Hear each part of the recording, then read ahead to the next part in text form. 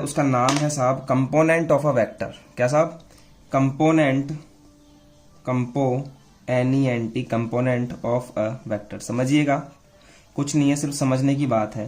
Component of A vector का मतलब है कि कोई भी वेक्टर हमारे पास में है, कोई भी वेक्टर हमारे पास में है, सपोज दैट कि ये हमारे पास वेक्टर है आर वेक्टर, ठीक है, और इस वेक्टर का एक्स डायरेक्शन में कंपोनेंट होता है एक्स आई कैप। ये बता चुका हूं पहले, जहां पर एक्स तो क्या है, स्केलर कंपोनेंट है, और एक्स आई कैप पूरा का पूरा क्या है, वेक्टर कंपोनेंट है। तो आप लिख सकते हैं where, WHERE, where x is equal to scalar component, क्योंकि एक्स क्या है, सिर्फ नंबर है, scalar component, and x i cap is equal to vector component. इस पे हम लोग क्वेश्चन पहले कर चुके हैं और आज आपको और मिल जाएगा क्वेश्चन। तो एक्स आई कैप क्या है, component in x direction. Similarly students, component in y direction क्या होगा, वाई जे कैप, और similarly component in z direction क्या होगा, जेड के कैप होगा। समझ में आई बात? और स्केलर कंपोनेंट क्या क्या है, एक्स, वाई और जेड। और वेक्टर कंपोनेंट क्या क्या है, देखिए वेक्टर कंपोनेंट है x i cap, y j cap और जेड के कैप। जैसे इस पे एक क्वेश्चन आता है कि evaluate the scalar and vector components, छोटा सा क्वेश्चन आ सकता है, of a vector a vector is equal to 2i cap minus 3j cap plus 4k cap. तो देखिए स्टूडेंट्स, कुछ नहीं करना, आपका भी मैंने बताया स्केलर कंपोनेंट आप लिखेंगे यहां पर। देखिए मैं बता रहा हूं आपको, स्केलर कंपोनेंट आप क्या क्या लिखेंगे, 2 कोमा क्या है यहाँ पर, -3, जे का जो कोफिशिएंट है और के का कोफिशिएंट है 4। तो ये तो हो गए हमारे स्केलर कंपोनेंट। अब बात करते हैं आपसे वेक्टर कंपोनेंट के बारे में। तो बस वेक्टर कंपोनेंट के अंदर डायरेक्शन और ऐड कर दो, मतलब कि 2i कैप कोमा माइनस का 3j cap coma with sign लेना है आपको यहाँ पे, एंड 4k कैप। तो ये हो गए हमारे वेक्टर कंपोनेंट। तो इस तरह से आप लोग कंपोनेंट निकाल सकते हो। ठीक है एवरीवन, समझने की बात है।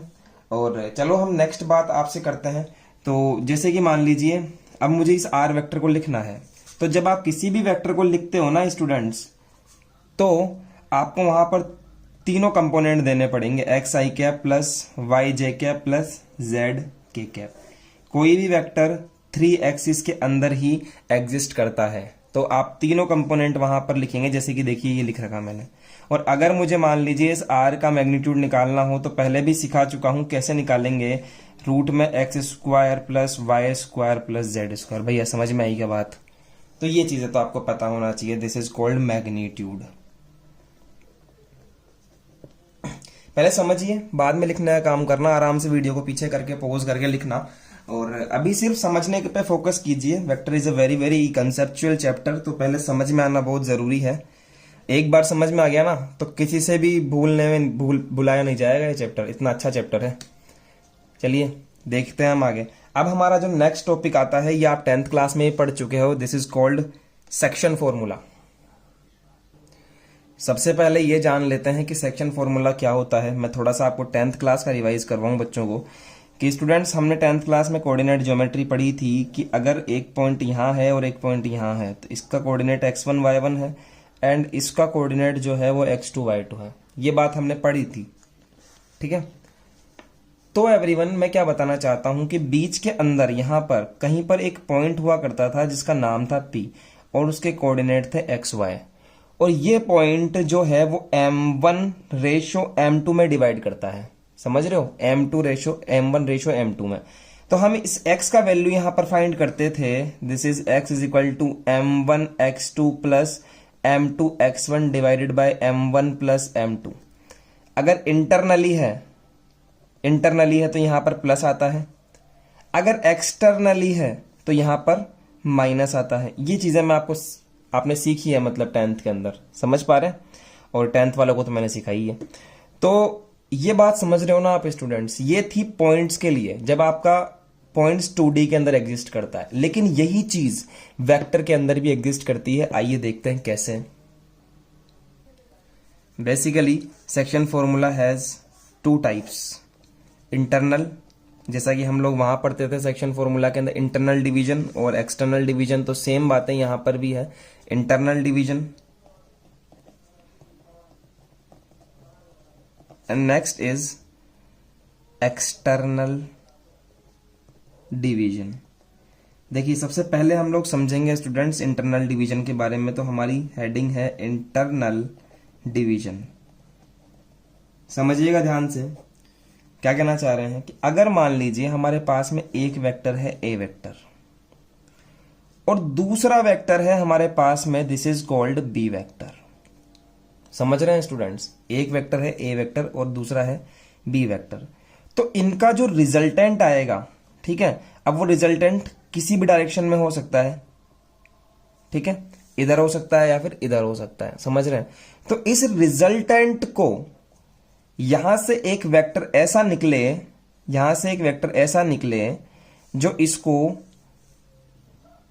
किसी रेशियो में डिवाइड कर दे, सपोज दैट कि m रेशियो n में डिवाइड कर दे, तो हमें इस वेक्टर को फाइंड करना पड़ता है कि ये जो वेक्टर है, ये वेक्टर फाइंड करो जो वेक्टर इन दोनों वेक्टर्स के रिजल्टेंट को m रेशियो n के अंदर डिवाइड करे। तो o, a, b और यहां नाम दे देते हैं c। तो बेसिकली हमें फाइंड करना है OC वेक्टर। कौन सा वेक्टर साहब?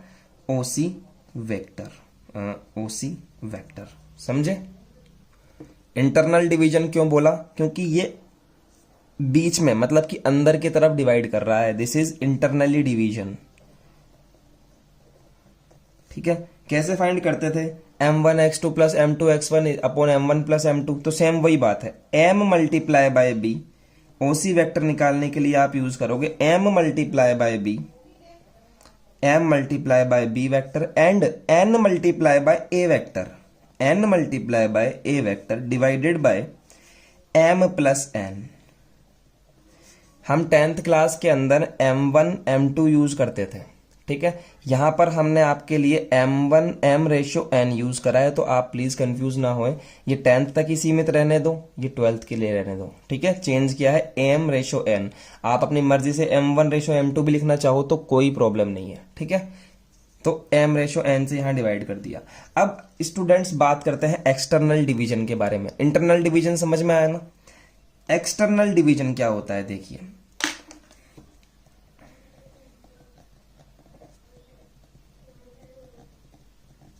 एक्सटर्नल डिवीजन, सिंपल सी बात है एवरीवन कि एक्सटर्नल डिवीजन का सिंपल सा एक मतलब होता है, ध्यान से समझिएगा, कि ये जो वेक्टर यहां पर हमने पढ़ा था OC वेक्टर, ये अंदर की तरफ डिवाइड ना करके, इस रिजल्टेंट को अंदर की तरफ डिवाइड ना करके कहीं बाहर की तरफ डिवाइड करे। जैसे कि देखिए, सुनने से ज्यादा देखने में समझ में आएगा कि A वेक्टर ये रहा और B वेक्टर स्टूडेंट्स ये रहा, तो एक तीसरा वेक्टर जिसका नाम है ये है B वेक्टर, ठीक है, इसको आप B वेक्टर लिखिएगा, this is the B vector. तो एक तीसरा वेक्टर ऐसा है जो इनके रिजल्टेंट को बाहर की तरफ डिवाइड करे, बाहर की तरफ, ऐसे, समझ रहे हैं, बाहर की तरफ। तो ये हो गया हमारा O, A, B और C। OC वेक्टर ये बाहर की तरफ है, रिजल्टेंट तो हमारा यहीं तक ही था, AB था रिजल्टेंट तो, लेकिन जो OC डिवाइड कर रहा है वो इसको बाहर की तरफ डिवाइड कर रहा है। दैट मीन्स अगर मैं कहूं तो ये पूरा का पूरा तो है M और ये वाला है N, तो हो गया ना, M रेशियो N में डिवाइड कर रहा है। तो हमें ये OC वेक्टर फाइंड करना पड़ता है यहां पर, और कुछ भी नहीं करना है स्टूडेंट्स, सेम टू सेम ये वाला जो इंटरनल का डिवीजन का फॉर्मूला है, इसमें आपको यहां पर प्लस की जगह पर माइनस पुट करना पड़ता है। तो देखिए OC vector is equal to M multiply by B, M multiply by B vector minus N multiply by A vector, N multiply by A vector. गलती मत करना, मैं पहले कह रहा हूं कि जो इंटरनल डिवीजन का फॉर्मूला है उसमें सिर्फ नेगेटिव का चेंज होगा और कुछ नहीं होगा। कंफ्यूज हो जाओगे बच्चों, इसमें नेगेटिव करना बस और कुछ नहीं करना है काम, और नीचे की तरफ आएगा m माइनस n। ठीक है, वही m रेशो यहाँ है, वही n रेशो यहाँ है, m मल्टीप्लाई होगा b से और n मल्टीप्लाई होगा a से। तो इस तरह का आपको फॉर्मूला मिलेगा। This is our external division formula and this is also our internal division formula. समझ में आया? चलिए इस पर क्वेश्चन करते हैं ताकि आपके अच्छे से समझ में आए। देखते हैं। उससे पहले आप एक बात लिखिए स्टूडेंट्स कि ये जो ओसी वेक्टर हम फाइंड करते हैं इसको हम लोग बोलते हैं पोजीशन वेक्टर। क्या बोलते हैं? पोजीशन वेक्टर बोलते हैं इस क्वेश्चन के लिए। क्यों बोलते हैं? क्योंकि इसका ये जो फर्स्ट पॉइंट है ना ये फिक्स रहता है। This is called origin. इसको ऐसा अज्यूम कर लेते हैं कि ये क्या है? ओरिजिन है, ऐसा अज्यूम कर लेते हैं। तो ये ओसी वेक्टर क्या है? It is a position vector which divides the resultant of A vector and B vector. Okay, तो चलिए क्वेश्चन किस तरह से आता है वो देख लेते हैं हम लोग। क्वेश्चन हमारे पास में है, ऑलरेडी लिखा हुआ ये रहा कि find the vector of points which divides the joining of two points this and this internally and externally। देखिए ये पॉइंट दिया हुआ है हमें। अब आपको पोजीशन वेक्टर निकालना सिखाया था, कैसे निकलता है पोजीशन वेक्टर कि अगर ये 0 0 0 है तो सेकंड माइनस फर्स्ट करूंगा तो यहां जो पॉइंट है इस जगह पर, सपोज दैट कि यहां पर जो पॉइंट है 2a vector minus 3b vector यहां पर पॉइंट है, तो इसमें से अगर मैं इसको लेस करूंगा तो ये वाला वेक्टर सेम ही तो आ जाएगा, 2a vector minus 3b vector. समझ में आया? क्योंकि ये तो 0 0 है और second point minus first point करूंगा तो 0 का तो कोई फर्क पड़ेगा ही नहीं, तो ये ऐसे कैसे आ जाएगा। Similarly 3a vector minus 2b vector, ये दूसरा वेक्टर हमारे पास में है, और इसको मिलाने वाला जो रिजल्टेंट हमारे पास में है, नाम दे दो यहां पर पॉइंट a पॉइंट b, वो पोजीशन वेक्टर है c वेक्टर। ठीक है, नाम है c, तो नाम हो गया ओसी वेक्टर। तो बेसिकली हमें ओसी वेक्टर निकालना है, और ओसी वेक्टर जो है वो किस तरह से डिवाइड करता है? 2:3 में डिवाइड करता है। मतलब कि 2 ये है और 3 ये है। आप डायग्राम पे मत जाना, ये वाला पार्ट बड़ा है स्टूडेंट, समझ रहे हैं? ये वाला पार्ट बड़ा है। तो चलिए इसको करना स्टार्ट करते हैं। सबसे पहले हमें ओसी का रेशो फॉर्मूला क्या पता है? M B vector plus N A vector upon M plus N. First काम कर रहे हैं फॉर इंटरनल डिवीजन, समझिएगा, फॉर इंटरनल डिवीजन की बात कर रहे हैं। तो इंटरनल डिवीजन ये होता है, देखिए 3 को मल्टीप्लाई कीजिए 2 से और 2 को मल्टीप्लाई कीजिए इस वाले वेक्टर से, तो 3 multiply by 2a vector minus 3b vector plus करिए और 2 को मल्टीप्लाई कीजिए इस वाले से 3a vector minus 2b vector. समझ में आया? इसके बाद में नीचे की तरफ m प्लस n, मतलब कि 3 प्लस 2। तो ओसी वेक्टर बेसिकली मेरे पास में क्या आ जाएगा? 3 2 जा 6a वेक्टर माइनस 3 3 जा 9b वेक्टर प्लस 2 3 जा 6a vector minus 4b vector divided bye 5। समझ में आया एवरीवन? और यहां पर एसी वेक्टर की थोड़ी सी कैलकुलेशन कर लेंगे। This is called 12a vector, ये और ये ऐड करने पर, और यहां आ जाएगा स्टूडेंट्स माइनस का 13b वेक्टर डिवाइडेड बाय 5। इसको आप ऐसे भी लिख सकते हो कि 12a वेक्टर डिवाइडेड बाय 5 या फिर माइनस 13 अपॉन दिस। तो हमारे पास में ओसी वेक्टर की वैल्यू आ चुकी है which is the divided in internal vector. Okay, अब बात करते हैं for external division. For external division, अब वैसे अगर बात करूं आपसे सिर्फ और सिर्फ एक फंडे वाली बात, तो यहां पर नेगेटिव कर देना बस, क्योंकि यहां पर नेगेटिव कर दोगे तो ये एक्सटर्नल डिवीजन हो जाएगा। बात करते हैं डायग्राम की, क्योंकि हम लोग बेसिक सीख रहे हैं तो डायग्राम भी बनाना आपको आना चाहिए। तो देखिए किस तरह से डिवाइड होगा कि एक पॉइंट तो मेरे पास में है ये वाला फर्स्ट वाला वेक्टर, दिस इज द ओ, ये हो गया, और दूसरा गया ये वाला मेरे पास में बी। ठीक है, दिस इज बी वेक्टर, नहीं ये दूसरा वेक्टर है, मतलब इसका नाम क्या है? 3a minus 2b, 3a vector minus 2b, ये हमारा फर्स्ट वेक्टर है। दूसरा वेक्टर है 2a vector minus 3b vector, this is our second vector. और इनका जो रिजल्टेंट है उसको एक दूसरा वेक्टर बाहर की तरफ डिवाइड कर रहा है, ये देखिए इस तरह से। ठीक है, ये बी पॉइंट है और ये सी पॉइंट है। ये वाला होगा स्टूडेंट्स 2 और जो बाहर वाला होगा वो होगा 3। देखिए यहां से यहां तक तो है 2 पार्ट्स और ये पूरा का पूरा क्या है 3 पार्ट्स। तो हो गया 2:3 के अंदर हमने डिवाइड कर दिया। अब देखिए सिंपल सा काम करना है, ओसी वेक्टर मुझे फाइंड करना है। ध्यान से देखिएगा ओसी वेक्टर के लिए ये देखिए OC vector is equal to 3 multiply by 2a minus 3b, 3 multiply by 2a minus 3b। अब लगाएंगे माइनस क्योंकि इंटरनल एक्सटर्नल है। 2 multiply by this, 2 multiply by 3a minus 2b। अब एक बात मैं आपको सजेस्ट करूंगा स्टूडेंट्स कि जब तक आपको, अभी तक मैंने आपको एक चीज नहीं पढ़ाई, ये मल्टीप्लाई के बारे में मैंने कहा था कि पंगे हो जाएंगे, लफड़े हो जाएंगे, ये मत लगाना, ठीक है। तो ये चीज आप यूज नहीं करेंगे। यहाँ पर लग जाए आपसे गलती से मल्टीप्लाई तो आप यूज मत करना वेक्टर में, क्योंकि अभी तक इसका एक बहुत बड़ा सेंस है जो मैंने आपको बताया नहीं है। नेक्स्ट एक्सरसाइज में हम इसके ऊपर बात भी करेंगे। तो हमें सिर्फ मल्टीप्लाई के अंदर कुछ भी नहीं लगाना। 3 ऐसे समझ लीजिए कि यहां पर मल्टीप्लाई है जो कि इनविजिबल है। 3 multiply this and 2 multiply by this, जैसे कि हमने पहले किया था। देखिए इस तरह से यहां पर 3 कर दिया मल्टीप्लाई, ये भी हमको नहीं लगाना यहां पर, ठीक है। डॉट भी नहीं लगाना, डॉट भी मतलब ऐसे डॉट लगा दो कि 3 मल्टीप्लाई बाय 2 डॉट लगा दे, नहीं, ये भी नहीं करना। ना तो डॉट लगाना है ना क्रॉस लगाना है, कुछ भी नहीं लगाना है, सिर्फ 3 ब्रैकेट लगाना है। नंबर कट जाएंगे एग्जाम के अंदर, बहुत बड़ा सेंस है, पहले ही कह रहा हूं। जैसे कि ये लिख रखा मैंने 2 मल्टीप्लाई बाय दिस, ऐसे लिखना है आपको, समझ गए। मैं बार बार कह रहा हूं ये बात।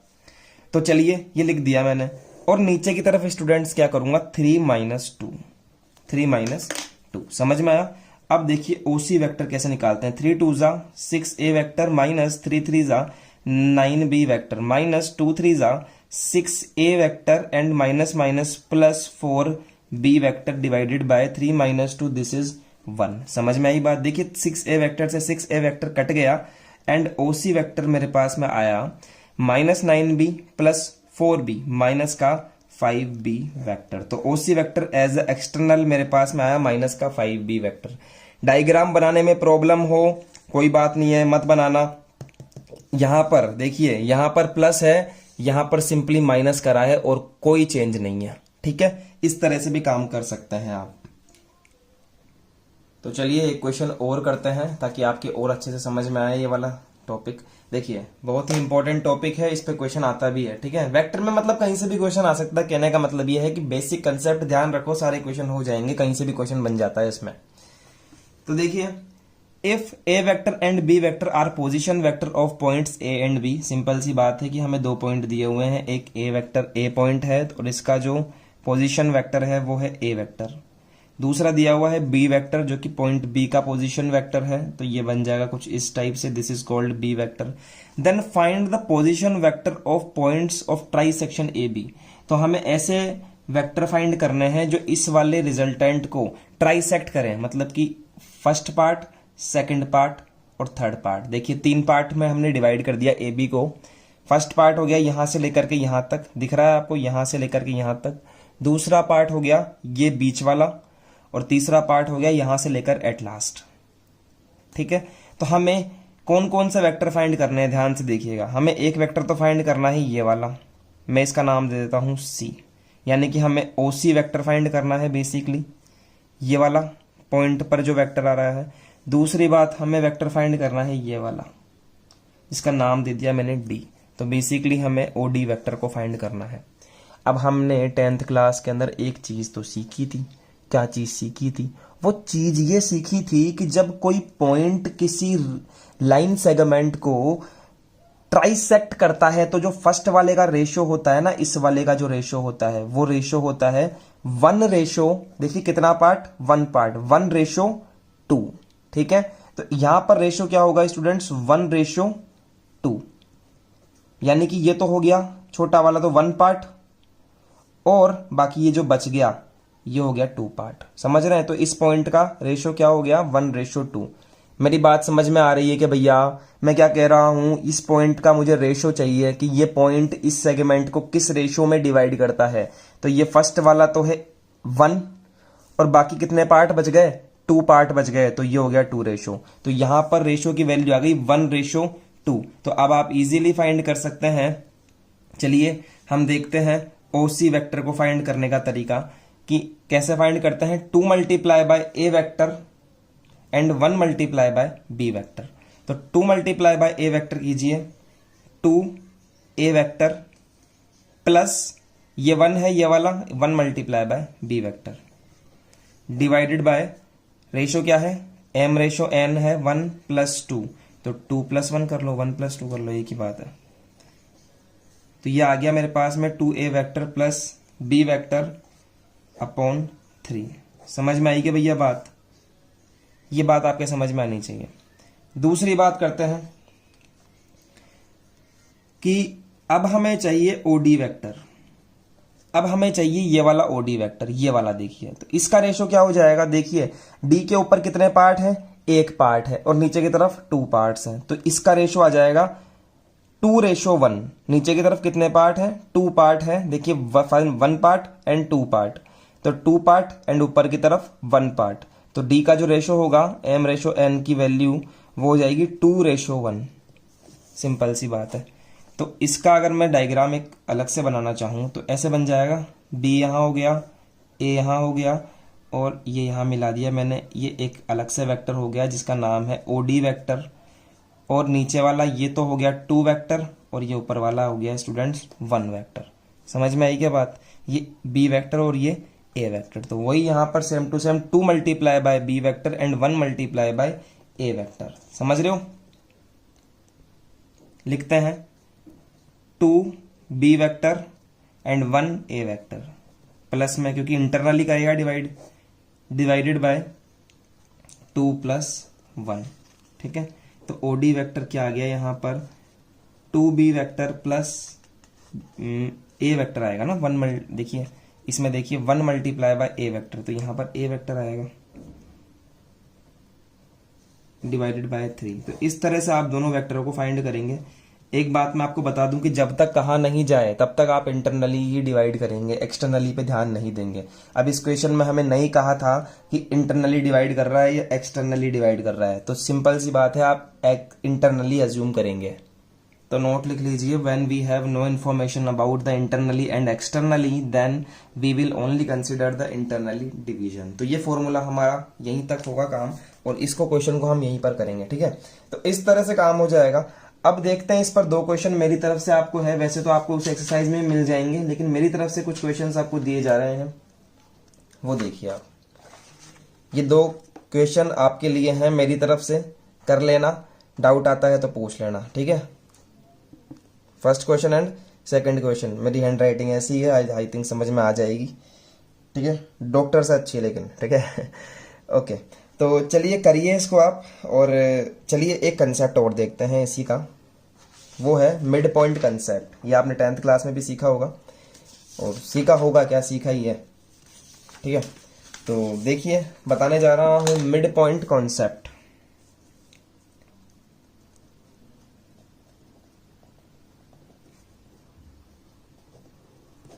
देखिए मिड पॉइंट कंसेप्ट का मतलब जैसा आप समझ पा रहे हैं कि किसी भी वेक्टर का मिड पॉइंट, बस वही बात है कि स्टूडेंट्स ऐसा हो कि एक वेक्टर है आपके पास में सपोज, और उसका वो 2 पॉइंट को मिलाने से बनता है। क्या, 2 पॉइंट को मिलाने से बनता है, जैसे x1 y1 एंड z1। दूसरा है x2 y2 z2, एक वेक्टर है। तो आप ध्यान से देखिए, अगर मुझे इसका मिड पॉइंट निकालना है तो जैसे हमने 10th क्लास में सीखा था x1 + x2 divided by 2, same वही काम हमें यहां पर करना है कि हमें मिड पॉइंट चाहिए। तो हम कैसे निकालेंगे, ध्यान से देखिए। मिड पॉइंट को आप अज्यूम कर लो x y z और नाम दे दो p। तो कोऑर्डिनेट्स ऑफ p कैसे आएंगे, देखिए कोऑर्डिनेट्स ऑफ p कैसे आएंगे। x कोऑर्डिनेट आएगा x1 + x2 divided by 2, y coordinate आएगा y1 +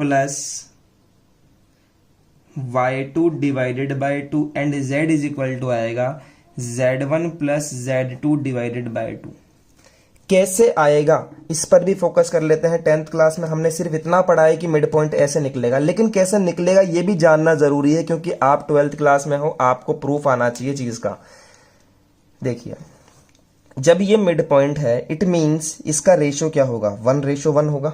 यानी कि यहां पर M1 रेशो M2 की बात कर रहे हैं। अब हम जा रहे हैं कोऑर्डिनेट ज्योमेट्री 10th क्लास के अंदर। किस में जा रहे हैं? कोऑर्डिनेट ज्योमेट्री 10th क्लास के अंदर। अब ये क्वेश्चन वेक्टर का नहीं रह गया, क्योंकि पॉइंट दे दिए इसमें। अब मुझे अगर मान लो ये पॉइंट फाइंड करना है, तो मैं कैसे फाइंड करूंगा? P का पॉइंट है x। फॉर्मूला लगाओ आप यहाँ पर, M1x2 plus M2x1 divided by M1 plus M2। यही लगाओगे? चलिए लगाइए। ये रहा, M1 की जगह पर रखेंगे 1 मल्टीप्लाई बाय x2 की जगह x2 ही है, M2 की जगह M2 और x1 की जगह 1, और M1 प्लस M2 की जगह 1 प्लस 1। तो क्या बन गया? x का वैल्यू x2 प्लस यहाँ पर M2 की जगह पर 1 आएगा, और x2 की जगह x1 आएगा। यहाँ पर देखिए, समझिए दोबारा, M1 की जगह 1, x2 की जगह x2, M2 की जगह 1 और x1 की जगह पर भी x1 एज इट इज। तो x1 plus x2 divided by 2। तो आई ना x1 की x की वैल्यू। सिमिलरली अगर मुझे y की वैल्यू निकालनी है तो क्या करते थे? M1 y2 plus M2 y1 divided by M1 plus M2। ये काम करते थे हम वहां पे। M1 रेशो M2 का वैल्यू है 1:1, पुट कर दीजिए, बाकी सारा एज इट इज रहेगा। 1 multiply bye y2, 1 multiply bye y1 divided by 1 plus 1। तो क्या बन जाएगा? y का value, this is y2 plus y1 divided by 2। तो y का वैल्यू आ जाएगा यहाँ पर y1 plus y2 divided by 2। और सिमिलरली फॉर z भी आप निकाल सकते हो। तो समझ में आया स्टूडेंट्स कि मिड पॉइंट हम कैसे निकालते हैं? मिड पॉइंट के लिए रेशो हमेशा 1:1 होता है। तो इस तरह से आप लोग मिड पॉइंट निकालेंगे। अब सर इसका क्या काम है हमारे 12th क्लास के अंदर? तो सीखिए बच्चों, हम आपको बताना चाहते हैं कि इसका वास्तव में क्या काम है।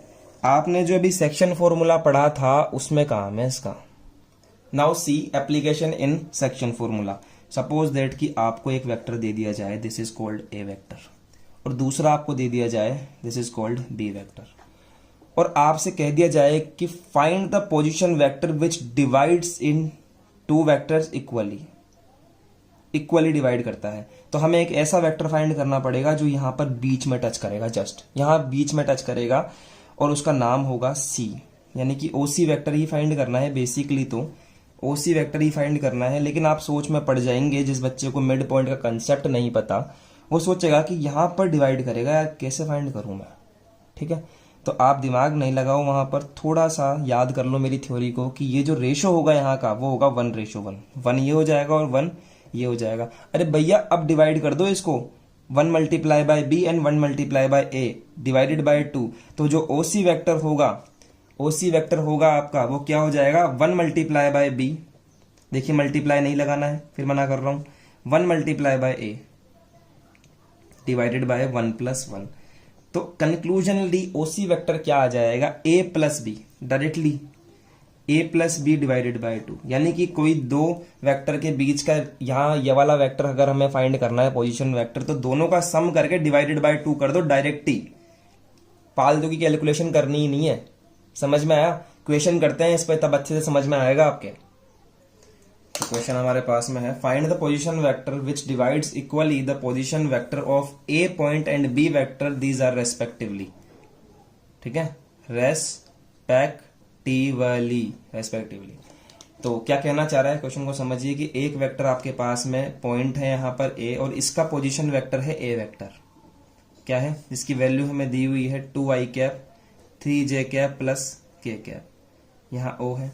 दूसरा जो पॉइंट है हमारे पास उसका नाम है बी पॉइंट, ठीक है, और उसका जो पोजीशन वेक्टर हमें दिया हुआ है वो दिया हुआ है 3i cap minus 4j cap plus k cap. तो इन दोनों का जो रिजल्टेंट होगा इस टाइप से, उसको एक दूसरा वेक्टर जो है ओसी वेक्टर यहाँ बीच में बिल्कुल स्ट्राइक कर रहा है, जिसका नाम है ओसी वेक्टर, ये फाइंड कीजिए जो इस वेक्टर को इक्वली डिवाइड कर रहा है। मतलब यहाँ पर 1 और यहाँ पर भी 1। भैया समझ में आई क्या बात? ठीक है, तो क्या करना है, हमें पता है OC वेक्टर फाइंड करने के लिए 1 multiply by this, 1 multiply by this, dot भी नहीं लगाएंगे, कह रहा हूं मैं, वही बात है, 3i 4j। लेकिन पता है यहां पर आप लगा सकते हो, कारण है उसका, पता है क्या, कि 1 जो है वो एक वेक्टर से मल्टीप्लाई हो रहा है, b वेक्टर एक वेक्टर है, समझिए इस बात को, और स्केलर से वेक्टर का मल्टीप्लिकेशन हमने पढ़ा है। ठीक है, तो लगाओ चाहे मत लगाओ, यहां पर लगा सकते हो। तो चलिए ये काम करिए आप तो इतना ध्यान रखिए कि मत लगाओ यहां पर, ये करो आप, तो मल्टीप्लाई होना चाहिए बस, प्लस 1 मल्टीप्लाई बाय दिस। ये चीजें क्लियर होगी धीरे धीरे आपके, चिंता मत करो। जब हम वेक्टर प्रोडक्ट, क्रॉस प्रोडक्ट और वो डॉट प्रोडक्ट पढ़ेंगे ना, तब आपके समझ में आएगी ये बात है। तो ये कर दिया हमने, अपॉन में आएगा 1 + 1, 1 + 1, समझ में आया। तो OC vector is equal to क्या आया स्टूडेंट्स, 1 से इसको मल्टीप्लाई करूंगा तो 3i - 4j plus k cap plus 2i - 3j plus k cap divided by 2, that is OC vector 3i and 2i, this is 5i minus का 5j plus का 2k, j से j add हो गया और k से k add हो गया और डिवाइडेड बाय आ गया 2। मेरी बात समझ में आई आपको? तो इस तरह से हम लोग OC वेक्टर निकाल सकते हैं। मैं आपको ये बताना चाहता हूं कि जब कोई वेक्टर बीच में डिवाइड करेगा यहां पर इस जगह पर, तो सिंपल सी बात यह है कि आप उन दोनों को ऐड करके डिवाइड करो by 2 directly, a vector plus b vector divided by 2 करो, यही मिल जाएगा। रेशो का लफड़ा करने की जरूरत ही नहीं है, a vector plus b vector divided by 2। समझ में आई क्या बात? तो ऐसे करेंगे स्टूडेंट्स, समझ में आया? चलिए, अब इसके बाद में आपने वो चीज तो सीख ही ली कि एक पॉइंट यहां है, एक पॉइंट यहां है, तो दूसरे में से फर्स्ट को लेस करोगे तो ये वाला वेक्टर मिल जाएगा, ये बता दिया। मिड पॉइंट कैसे फाइंड करेंगे ये भी मैंने बता दिया आपको। इस पर क्वेश्चन आपको एक्सरसाइज में मिल जाएगा। ठीक है, आपसे वेक्टर का मिड पॉइंट पूछेगा और मिड पॉइंट का पोजीशन वेक्टर पूछेगा, तो एक्सरसाइज पे क्वेश्चन है इसके लिए। चलिए, अब हम आपसे बात करते हैं नेक्स्ट टॉपिक के बारे में, जो आज का लास्ट टॉपिक रहेगा, जिसका नाम है direction cosines and direction ratio. समझिएगा, बहुत ही कंसेप्चुअल चीज है। देखिए, direction cosines and direction ratio. सबसे पहली बात तो आपको यह ध्यान रखना है कि क्वेश्चन में आपको कई बार डीसीज बोल देता है, तो ध्यान रखिए, डीसीज मीन्स होता है डायरेक्शन कोसाइंस, एंड यहां पर बोलेगा डीआरस। तो अगर मैं भी यूज करूं डीसीज तो आप समझ जाइएगा डायरेक्शन कोसाइंस की बात कर रहे हैं, और अगर सिंपल है तो डायरेक्शन रेशियो के बारे में बात कर रहा हूं। होते क्या है वो देखते हैं। तो स्टूडेंट्स, डायरेक्शन कोसाइन और डायरेक्शन रेशियोज का कॉन्सेप्ट समझने के लिए सबसे पहले आपको मेरी एक बात को गौर करना पड़ेगा कि हमने 11th क्लास के अंदर बात पढ़ी है कि स्लोप ऑफ लाइन, हमने ये चीज पढ़ी है। ठीक है, स्लोप ऑफ लाइन हमने पढ़ी है कि क्या होती है स्लोप ऑफ लाइन, कि कोई लाइन पॉजिटिव एक्स एक्सिस के साथ में जो इंक्लिनेशन बनाती है, सपोज दैट कि थीटा बनाती है, कोई लाइन है जो पॉजिटिव एक्स एक्सिस के साथ में इंक्लिनेशन बनाती है थीटा, तो इस थीटा का जब आप tan ले लेते हो तो ये आपकी हो जाती है स्लोप। ये हमने पढ़ा है, क्योंकि वहां पर हमने 2D पढ़ा था, इसलिए वहां पर हम इसको स्लोप बोलते थे। यहां हम लोग 3D में बात कर रहे हैं, इसलिए स्टूडेंट्स यहां पर यही स्लोप जो होता है उसे हम direction cosine and direction ratio बोलते हैं। पहले तो ये बात आप क्लियर करो। अब स्टूडेंट्स कैसे निकालते हैं उसके ऊपर बात करते हैं।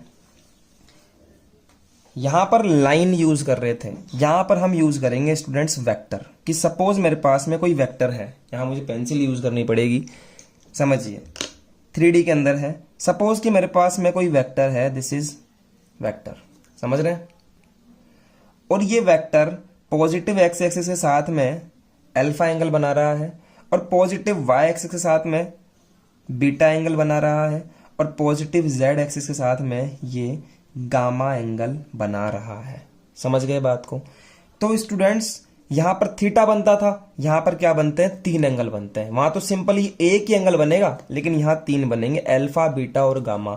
तो जब आप इस अल्फा, बीटा और गामा का कोस ले लेते हो, क्या वहां पर tan लेते थे, यहां पर जब आप कोस ले लेते हो तो वो होते हैं स्टूडेंट्स डायरेक्शन कोसाइंस। समझ रहे हो आप कि थ्योरी में किस तरह से लिखेंगे, समझिएगा। देखिए, if alpha beta and gamma are the angles made by a vector from positive x-axis, y-axis and z-axis respectively. Then these angles cos is called direction cosine DC। जैसे कि देखिए आपको पहला डायरेक्शन कोसाइन निकालना है एक्स वाला, ये आपको ढंग से दिखा दूं एक बार, देखिए अब देखिए, ठीक है। जैसे कि मुझे एक्स वाला डायरेक्शन कोसाइन निकालना है तो मैं क्या बोलूंगा, कोस अल्फा, और इसको डिनोट करते हैं स्टूडेंट्स एल से। किससे, एल से। अगर मुझे दूसरा डायरेक्शन कोसाइन निकालना है तो मैं लिखूंगा एम और कोस बीटा, और मुझे तीसरा डायरेक्शन कोसाइन निकालना है तो दैट इज कॉल्ड एन। समझिए, N is equal to cos gamma. समझ रहे हैं स्टूडेंट्स, इस तरह से होता है ये। अच्छा, कोस अल्फा हमने लिखा, आप ध्यान से देखिए स्टूडेंट्स कि ये जो पॉइंट होता है ना, ये वाला पॉइंट, सपोज मैंने इसका नाम दिया पी। यहां तक तो बात समझ में आई कि एल इक्वल टू होता है cos alpha, N equal to होता है cos gamma and M equal to होता है कोस बीटा। यहां तक की बात आपको समझ में आ जानी चाहिए। अब देखिए आप, अब बात यह है कि जो कोस अल्फा होता है, इस कोस के बारे में बात करते हैं कि जो कोस होता है वो कुछ इस टाइप से होता है। किसी भी राइट एंगल ट्राइंगल के अंदर बात करूं, अगर ये अल्फा एंगल है, समझ रहे हैं, अगर ये अल्फा एंगल है और सपोज यहां से लेकर के यहां तक की लेंथ है आर, ठीक है, और ये है बेस, इसको मैंने कह दिया ए क्या है, बेस, और आर क्या है, हाइपोटेनियस है। तो पंडित बद्री प्रसाद हर हर बोले से कोस का वैल्यू क्या हो जाएगा, बी अपॉन एच। ये हो गया हमारा कोस अल्फा का वैल्यू। तो कोस अल्फा क्या होगा, बेस अपॉन हाइपोटेनियस, मतलब कि ए अपॉन आर।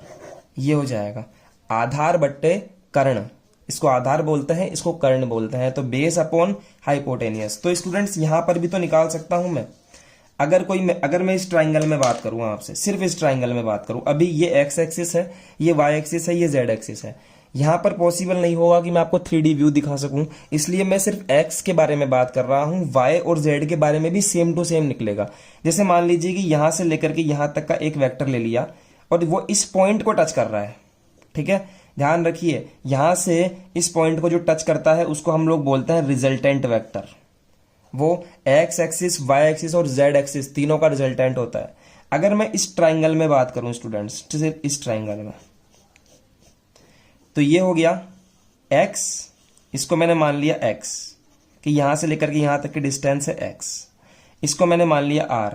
तो स्टूडेंट्स क्या मैं ऐसे लिख सकता हूं, इन ट्राइंगल OAP, इन, समझते रहिएगा, कंसेप्चुअल चीज है, बाकी आगे आपको फॉर्मूले ही याद रखने हैं वैसे तो, लेकिन समझना जरूरी है कि in triangle OAP, in triangle OAP, अरे कहाँ गया महाराज, OAP, तो OAP के अंदर कोस अल्फा कैसे निकलेगा, base upon hypotenuse, this is x upon r, ठीक है। r क्या है, r is resultant of position vector. हमने पिछले वाले लेक्चर में पढ़ा है आर वेक्टर के बारे में कि x i cap, y j cap और जेड के कैप, तो वही आ रही है क्योंकि तीनों का क्या है, रिजल्टेंट है, तो इसमें तीनों एक्सिस आएगी, x i cap, y j cap और जेड के कैप। समझ गए बात को। अब देखिए आप, तो कोस अल्फा बराबर आया एक्स अपॉन आर, तो इस आर को आप इधर मल्टीप्लाई कर दीजिए, तो यहां बनेगा R cos alpha is equal to X, ठीक है। कोस अल्फा को क्या मैं यहां से एल लिख सकता हूं, इस जगह से एल, देखिए यहां पर एल लिखा हुआ है मैंने, तो क्या मैं यहां से एल लिख सकता हूं यहां से, तो यहां पर मैं एल आर लिख सकता हूं इसको, L R is equal to X. ये जो एक्स का वैल्यू निकलता है इसे हम कहते हैं डायरेक्शन रेशियो। समझ गए। इसी तरह से स्टूडेंट्स सिमिलरली समझिएगा, जब cos alpha equal to X upon R हो गया तो सिमिलरली कोस बीटा वाई के लिए हो जाएगा, कोस बीटा किसके लिए हो जाएगा, वाई अपॉन आर हो जाएगा। रिजल्टेंट तो तीनों का सेम ही रहेगा, तो यहां पर आ जाएगा R cos beta is equal to Y. तो ये हो जाएगा, एम लिख सकता हूं तो एम आर, कई बार आर वेक्टर को आर भी लिख देते हैं, तो ये हो गया direction ratio of Y, direction ratio. Similarly इसी तरह से देखिए कोस गामा के ऊपर बात करेंगे तो यहां हो जाएगा z अपॉन आर, और z को रोकूंगा तो यहां हो जाएगा R vector cos gamma, this is R. तो यहां हो जाएगा, जब मैं गामा को जगह पर n रखूंगा तो N R is equal to z, और ये भी हो जाएगा डायरेक्शन रेशियो। ठीक है, इन डायरेक्शन रेशियोज को डिनोट किया जाता है, फर्स्ट डायरेक्शन रेशियो को a से, सेकंड को b से और थर्ड को c से डिनोट किया जाता है।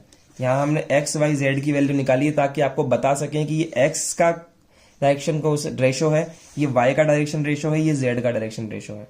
ठीक है, समझ में आएगी अभी बातें, समझिए बात को क्या कहना चाह रहा हूं। अब देखिए दोनों में फर्क, डायरेक्शन कोसाइन समझ में आए, ज्योमेट्रिकली की डायरेक्शन कोसाइन क्या होता है, अभी आप समझ जाएंगे कि सर दोनों में डिस्टिंग्विश कैसे करना है। देखिएगा, डायरेक्शन कोसाइन और डायरेक्शन रेशियोज, इनके ये आपको डिनोट करना है एल एम एन से, और डी आर डिनोट करना है ए बी सी से। समझ गए बात को। और इसकी वैल्यू होती है L is equal to cos alpha, M is equal to cos beta, N is equal to cos gamma, और ए का वैल्यू होता है स्टूडेंट्स एल आर, बी का वैल्यू होता है एम आर, और सी का वैल्यू होता है एन आर। अगर मुझे आर दिया हुआ है, एल दिया हुआ है तो ए का वैल्यू फाइंड कर सकता हूं, आर दिया हुआ है, एम दिया हुआ है तो मैं बी का वैल्यू फाइंड कर सकता हूं, और अगर मुझे आर दिया हुआ है, एन दिया हुआ है तो यहां पर मैं सी का वैल्यू भी फाइंड कर सकता हूं। और सिमिलरली अगर मुझे एंगल्स दिए हुए हैं तो मैं यहां पर एल, एम और एन का वैल्यू भी फाइंड कर सकता हूं। समझ में आई के बात, ये दोनों चैप्टर्स में काम आएंगे वेक्टर और 3D के अंदर। अब समझिए एक मेजर डिफरेंस इन दोनों के अंदर ये होता है स्टूडेंट्स कि अगर मान लीजिए आपको ये नहीं पता, आपको तो 3 नंबर दे दिया। अब सुनना, बहुत स्टार पॉइंट की बात बता रहा हूं, कान खोल लीजिए अपने, एक एक बच्चा कान खोले अपने। सबसे मेन बात अब बताने जा रहा हूं डायरेक्शन कोसाइन और डायरेक्शन रेशियोज के बारे में, वो समझिए। वो बात क्या है कि आपको तो दे दिया जाए 2 4 6, अब बताओ कि डायरेक्शन कोसाइन है या डायरेक्शन रेशियो है, ऐसे पूछ ले आपसे, तो बच्चे अधिकतर पहचान ही नहीं पाते कि सर ये डायरेक्शन कोसाइन है, डायरेक्शन रेशियोज है। तो स्टूडेंट्स आप चेक कर लो कि अगर एल, यानी कि आप इसको सबसे पहले अज्यूम करो एल एम और एन अज्यूम कर लो, और अगर आपको एल स्क्वायर, एम स्क्वायर और एन स्क्वायर बराबर 1 मिल जाए तो आप क्या कहोगे कि वो डायरेक्शन कोसाइन है, अदरवाइज वो डायरेक्शन रेशियोज है। तो ये प्रॉपर्टी एक्सटर्नल होती है कि L square plus M square plus N square equal to 1 होता है। स्टूडेंट्स समझे मेरी बात को।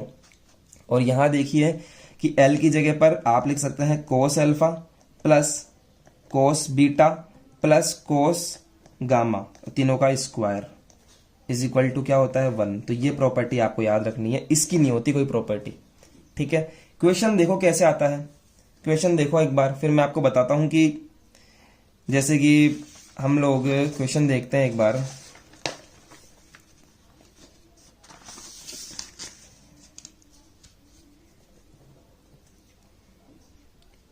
जैसे कि आपके पास में ये वेक्टर आ गया, identify either these are direction ratio और डायरेक्शन कोसाइन। हमें फाइंड करना है कि डायरेक्शन रेशियो होंगे या डायरेक्शन कोसाइन होंगे। तो स्टूडेंट सबसे पहले तो हमें एक वेक्टर दिया हुआ है, तो आप इसमें कैसे पहचाने कि डायरेक्शन रेशियो कौन से हैं और डायरेक्शन कोसाइन कौन से हैं। तो स्टूडेंट्स जो आई का कोफिशिएंट होता है ना, जे का कोफिशिएंट और के का कोफिशिएंट होता है, इससे ही हम लोग डीआरस या फिर डीसीज कहते हैं। समझे, इनको हम क्या कहते हैं, डीआरस या फिर डीसीज, जैसे कि 2, 3, -4। अब हम कैसे पता करेंगे कि डायरेक्शन रेशियो है या डायरेक्शन कोसाइन है। तो सिंपल सा यहां लिखिए सॉल्यूशन, और देखिए आप we know that L square plus M square plus N square equal to 1। तो इसको अज्यूम कर लो, assume that L is equal to 2, m is equal to 3 and n is equal to -4। Hence अब इन तीनों का स्क्वायर करके add करो। 2 स्क्वायर l की जगह पर पुट कर रहा हूं, 3 स्क्वायर m की जगह पुट कर रहा हूं, प्लस n की जगह पर -4 स्क्वायर किया। क्या देखा मैंने, 4 + 9 + 16, ओहो ये क्या हो गया, ये तो 29 हो गया। It is not equal to 1। जब ये 1 के इक्वल नहीं है, then these are not direction cosines. This direction cosines नहीं है। ये जो हमें दिए हुए हैं ये क्या है स्टूडेंट्स, these are DRs हैं। तो ये पता करने का तरीका है कि किसी वेक्टर के जो कोफिशिएंट हैं वो DRs हैं या DCs हैं। हम ऐसे पता कर सकते हैं कि अगर उनका स्क्वायर करके सम 1 आ जाता है इस तरह से, तो वो DCs होंगे, अदरवाइज वो DRs होंगे। तो DRs क्या हो गई इसके, 2, 3 एंड -4। समझ में आया एवरीवन? तो इस तरह से हम यहां पर काम करते हैं। DCs और DRs आपको पता रहने चाहिए। जो DRs होते हैं इनको फिर मैं बता रहा हूं, इनको A, B या C से या फिर X, Y, Z दोनों से डिनोट कर सकते हैं स्टूडेंट्स। A, B, C से या फिर X, Y, Z से दोनों से इसको डिनोट किया जा सकता है। दिमाग में बिठा लेना ढंग से। अब स्टूडेंट्स देखिए इस क्वेश्चन के अंदर वो ऐसे बोल सकता था, if these are direction ratios, if these are DRs, then find DCs। तो DCs फाइंड करिए, ठीक है। तो अब देखिए मैं आपको बताना चाह रहा हूं कि अगर if we have DRs, then we want to find DCs। हमें DCs फाइंड करने हैं। तो देखिए कैसे फाइंड करते हैं स्टूडेंट्स। DCs क्या होता है, L, M, N, यही तो होता है। और फॉर्मूला क्या होता है L का, अभी आपको पढ़ाया था थोड़ी देर पहले। देखिए L is equal to cos alpha, M is equal to cos beta और N is equal to cos gamma. ये मैंने आपको पढ़ाया था अभी। और इसके जस्ट बाद मैंने आपको एक बात और पढ़ाई थी कि कोस अल्फा इक्वल टू क्या होता है, x/r होता है, ठीक है। तो कोस अल्फा L के इक्वल है, तो इसको L cos alpha, L equal to cos alpha equal to x/r बोल सकता हूं। अब यहां पर हमें कोई एंगल का तो ज्ञान ही नहीं है एंगल का। तो इस वाले फॉर्मूले के अंदर कोई एंगल की जिक्र ही नहीं करा इसने, कोई एंगल के बारे में बोला है क्या इसने। तो इसके लिए फॉर्मूला हमारे पास में क्या आएगा, L equal to cos alpha को तो हटा दो यहां से, L इक्वल टू x/r, ये वाला L इक्वल टू x/r। तो L का फॉर्मूला यहां क्या लगेगा स्टूडेंट्स, x/r लगेगा। सिमिलरली M का जो फॉर्मूला लगेगा, M के लिए क्या लगेगा, देखिए दिस इज कॉल्ड M। तो M का फॉर्मूला लगेगा यहां पर, कोस बीटा को हटा दो, M is equal to y/r। और N का वैल्यू सिमिलरली यहां अगर मैं N कर दूं तो N is equal to z/r। समझ रहे हो, z/r। मैं आपको बता दूं कि ये चीजें हम 3D में वापस से पढ़ेंगे क्योंकि वहां पर भी इसका एप्लीकेशन है और तब भी आपके अच्छे से समझ में आ जाएगी। अब देखिए L का वैल्यू आ चुका, कैसे निकालना है, देखिए X का वैल्यू है कि फर्स्ट वाला DR,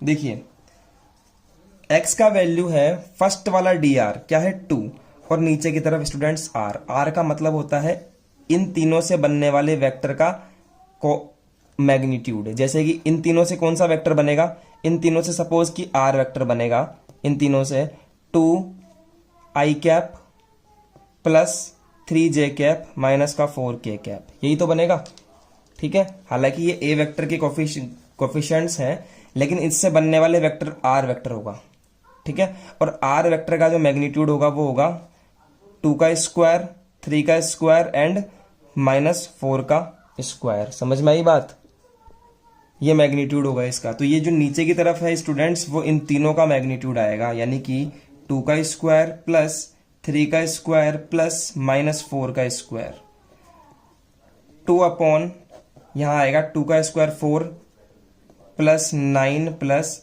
16 that equal to 2 upon √29। तो इस तरह से आप L की वैल्यू निकालेंगे। नेक्स्ट देखिए y/r, तो y की वैल्यू क्या है 3, r की जगह पर सेम टू सेम वही मैग्नीट्यूड 2 स्क्वायर 3 स्क्वायर एंड -4 का स्क्वायर, समझ रहे हैं, और 3/√29। सिंपली इस r के मैग्नीट्यूड का मतलब ये है कि जो वेक्टर के कोफिशिएंट्स आपको दिए हुए हैं ना, ये 2, 3, -4, इनका मैग्नीट्यूड है ना वो आएगा यहाँ पर। सिंपल सी बात है, इनका मैग्नीट्यूड आएगा यहाँ पर। और यहाँ देखिए z/r, तो z/r की जगह पर लिखिए थर्ड कोफिशिएंट -4 डिवाइडेड बाय नीचे की तरफ √29। तो हमारे पास में l का वैल्यू आ गया 2/√29, m का वैल्यू है 3/√29 एंड n इक्वल टू है -4/√29। समझ में आया स्टूडेंट्स? इस तरह से हम लोग करेंगे। और आप लास्ट में ऐसे भी लिख सकते हैं कि vector by DCs, vector by DCs क्या होगा, 2/√29 आई कैप, दिख रहा है आपको, 2/√29 आई कैप। यहां देखिए इस जगह पर बताता हूं आपको, 2/√29 आई कैप प्लस 3/√29 जे कैप माइनस 4/√29 के कैप। ये होता है students direction cosine and direction ratios के बारे में। ये थोड़ा सा इंट्रोडक्शन था। क्वेश्चन कैसे आता है डायरेक्शन कोसाइन डायरेक्शन रेशियोज के ऊपर डायरेक्टली देखते हैं। तो जैसे कि आपको इक्वेशन दे दिया जाए कि if D Rs of a vector 1, 2, 3, तो फाइंड इसके डीसीज हमें फाइंड करने हैं। तो कैसे फाइंड करेंगे, हमें पता है L इक्वल टू x/r होता है। x की वैल्यू है 1 यानी कि फर्स्ट वाला कोऑर्डिनेट, और नीचे की तरफ इनका मैग्नीट्यूड यानी कि 1 का स्क्वायर, 2 का स्क्वायर और 3 का स्क्वायर। क्वेश्चन आता है इस पर 3 स्क्वायर 9, 9 एंड 4 13 एंड 1 14, तो यहाँ आ जाएगा √14। सिमिलरली आप m निकाल सकते हो, कैसे निकलेगा, y/r, तो y की वैल्यू है 2 डिवाइडेड बाय रूट में 14। n इज इक्वल टू है z/r, और यहाँ पर आ जाएगा 3/√14। यहाँ x की जगह पर आप a भी कर सकते थे, b भी कर सकते थे और c भी कर सकते थे, a, b एंड c भी कर सकते थे। अगर आपको कंफ्यूजन हो रहा है तो एक जगह पर इस तरह से आप कर सकते हैं। डीसीज और डीआरस पे अच्छा क्वेश्चन किस तरह से आता है वो देखिए आप, जो आपके एग्जाम में पूछ लेता है आपसे कई बार और बुक में नहीं होता, सबसे गंदी बात ये। देखिए, if angles made by Oval 3 axis, यानी कि x, y और z के साथ में, पॉजिटिव x, y, z के साथ में एंगल दिए हुए हैं alpha, beta and gamma, then prove that first condition and second condition. कैसे प्रूफ करेंगे, तो हमें स्टूडेंट्स प्रूफ करना है कि sine square alpha plus sine square beta plus sine square gamma is equal to 1। एक बात हमें याद है स्टूडेंट्स, थोड़ा सा दिमाग लगाएंगे तो याद आएगा कि sine square theta plus cos square theta is equal to क्या होता है, 1 होता है, यही तो होता है। तो साइन स्क्वायर की जगह पर क्या मैं स्टूडेंट्स ऐसे लिख सकता हूं, यहां पर LHS देखिए, साइन स्क्वायर की जगह पर मैं लिख सकता हूं 1 minus cos square theta, 1 minus cos square alpha, क्योंकि अल्फा है तो अल्फा ही लिखूंगा ना, ठीक है।